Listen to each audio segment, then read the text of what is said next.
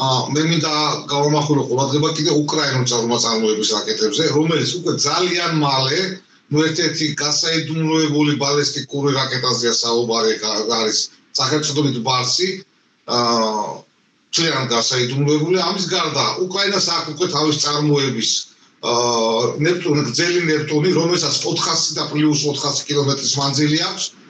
ამ უკრაინულ წარმოების კომპლექსებზე ლაპარაკობ რაკეტა პეკლაზე, ფთოსან რაკეტაზე, რომელსაც 600-700 კილომეტრის მანძილის გადალახვა შეუძლია. საუბარი მაქვს კიდევ ეს ყველაზე მნიშვნელოვანია ტაქტიკურ ოპერატიულ სარაკეტოს კომპლექსზე საფსანზე.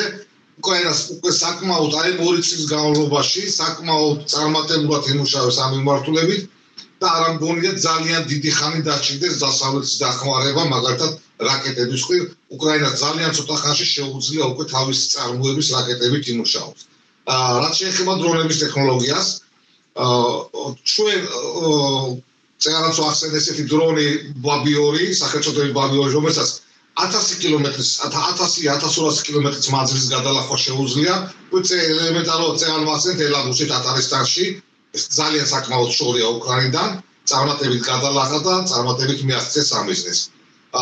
ამის გარდა ეხლა ვახსენე უკრაინის წარმოებული დრონი რაკეტა პალენიცია, რომელსაც აგრეთვე 600-700 კილომეტრის ძალიან კარგად გადალახვა შეუძლია.